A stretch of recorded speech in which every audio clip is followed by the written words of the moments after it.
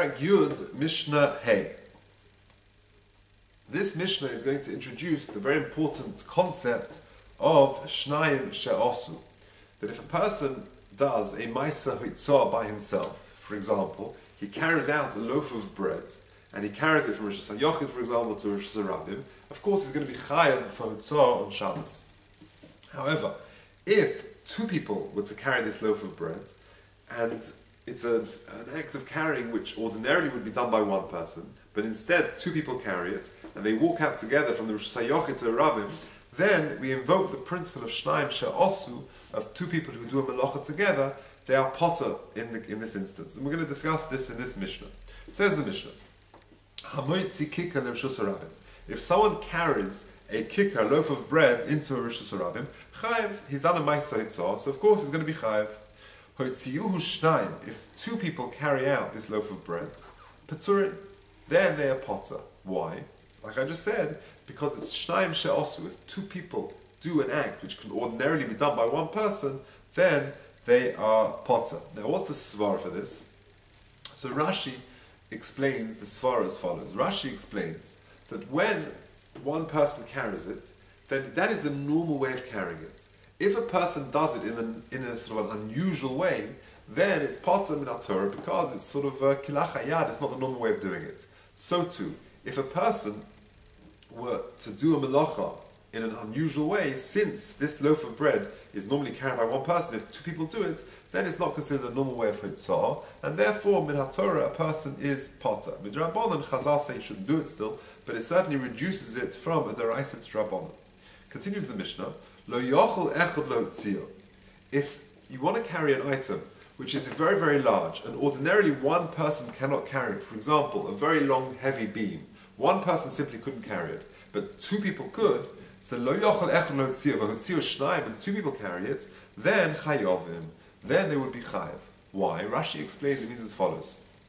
Rashi explains it means that since this is the normal way of carrying it, you need two people to carry it, you have done a normal act of hitzah. That is the normal way of carrying this item. That is the way Rashi understands it. There are other Rishonim who explain it slightly differently, but that's the famous Shnayim She'osu. Reb Shimon argues with this. The machlokas is based on how to darshan certain psukim, but Reb Shimon simply does not hold of this concept of Shnayim She'osu, who is potter, and therefore it's a machlokas. We do not pass about Reb Shimon, we pass about the Tanakama, and therefore we have a principle of Shnayim She'osu. If two people carry an item which ordinarily can be carried by one person, they are potter.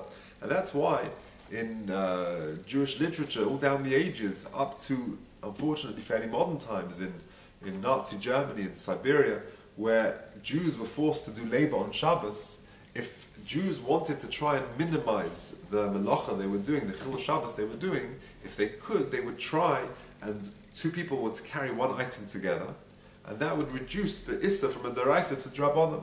That's one way of reducing it from a deraisa to drabanan. That's the principle of Shnayim She'osu Peturin. Continues the Mishnah.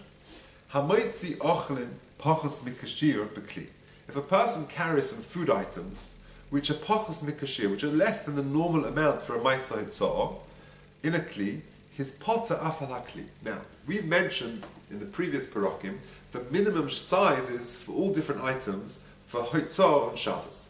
So say, for example, you carry one lentil bean, one little tiny bean, and you carry it on a tray.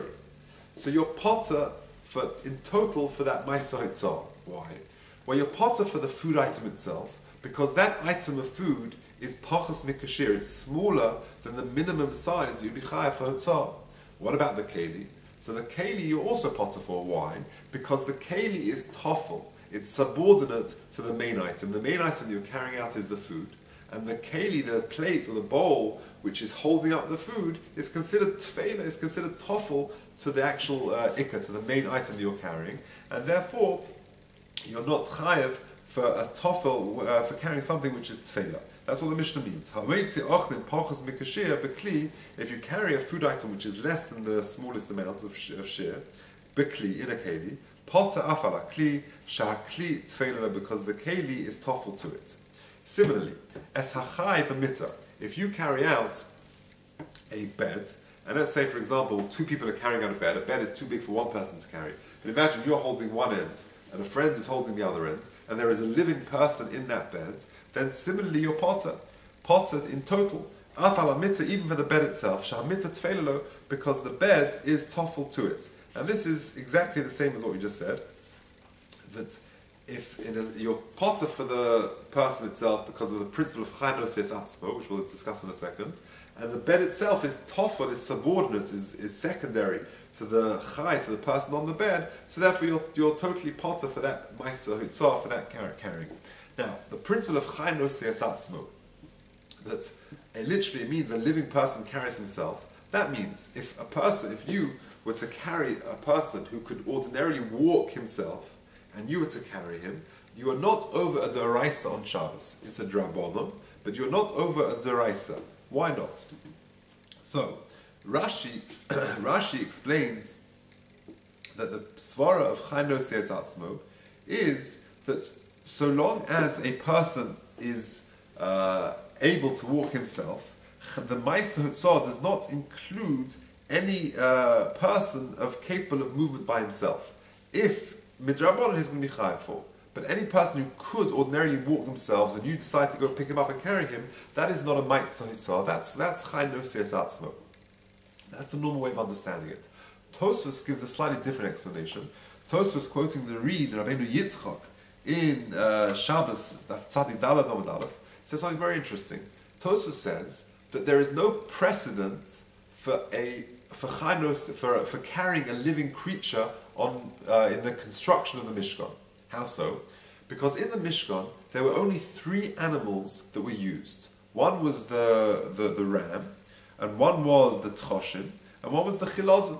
Now the rams and the tchoshim, they were only used for the hides, and therefore they would walk themselves to wherever they needed to go, and then they would shech the animals, and they would use the hide, the skins, for various items in the Mishkan.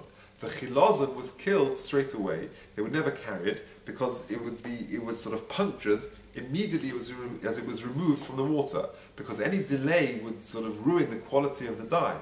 So there is no precedent in the Mishkan of ever carrying a chai, and therefore if a person were today on Shabbos to carry a living creature, a living person, then there would be no Issa Daraisa, because there is no precedent in the Mishkan, of course, where the halachas of Shabbos are derived, of carrying a living creature.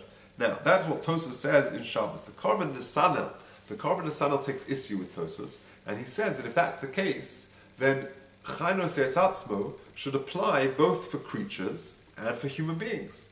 Because the precedent is, according to Tosfos, is referring to living creatures, animals, used in the Mishkan. But we know, says the Korban Nesanel, that the principle of chaynos atzmo only applies to human beings and not to living creatures. And that is his question on Tosfos.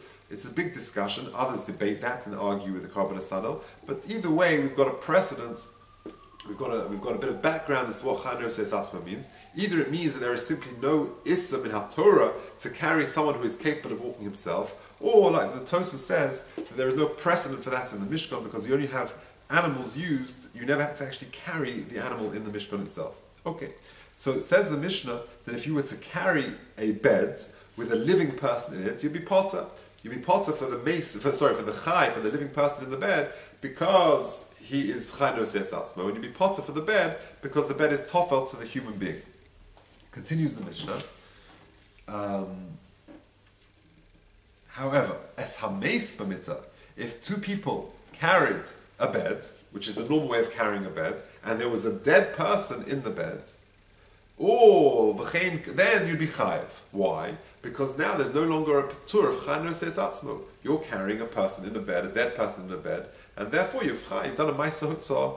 Similarly, v'chein kazayis min hameis. If you carry a kazayis min hameis, if you take out a bed and that, or a keli for that matter, and you would carry a kazayis min hameis or kazayis min hanavela, or a kazayis from a nevela from an animal which wasn't shechted properly, v'cha'adosh min hasheretz, or a lentil size of a sheretz, chayev. Why? So the Baratanur explains, chayev im hutzio, you're chayev for carrying these items out. The hoyel or matame, since all of these items are matame, Hotzah chashuvahu he. That transport, that carrying, is considered a chashuv carrying. Lahatzil atzma min hatumah, to save me myself from becoming tomei. V'chein kazayis min hanavela. So too, if you carry a kazayis min hanavela, v'chadosh min hasheretz, the hochi havi shiur l'tumah. These are the minimum shiurim for tumah. Therefore, you're doing a proper, significant type of carrying, and therefore you're going to be chayav. Rabbi Shimon argues. Now, why does Rabbi Shimon argue? Because Rabbi Shimon is invoking his principle of a melacha she'ein tzricha legufa you're potter for. And therefore, when you're carrying out, for example, the mace in the bed, that's a melacha she'ein tzricha legufa. Because why are you carrying out this mace? In order to be chayav, according to Rabbi Shimon, it's got to be tzricha legufa. What would be tzricha legufa? That I need to take the mace out of this house, and he needs to go over there. So I need to transport him from A to B because I need him in B. That would be a melacha she'tzricha legufa. But here we're talking about a case of melacha she'ein tzricha legufa, i.e., the reason why I'm taking the mace out of the house is not because I want him over there, it's because I don't want him in the house. That's melacha she'ein tzricha legufa, and therefore, according to Rav Shimon, melacha she'ein tzricha legufa you're potter for, and therefore he says in the Mishnah, Rav Shimon paita, that he would say that if you transport a mace b'mita, you actually would be potter, but because that's a melacha she'ein tzricha legufa, as we mentioned previously. That is the end of Mishnah Hey.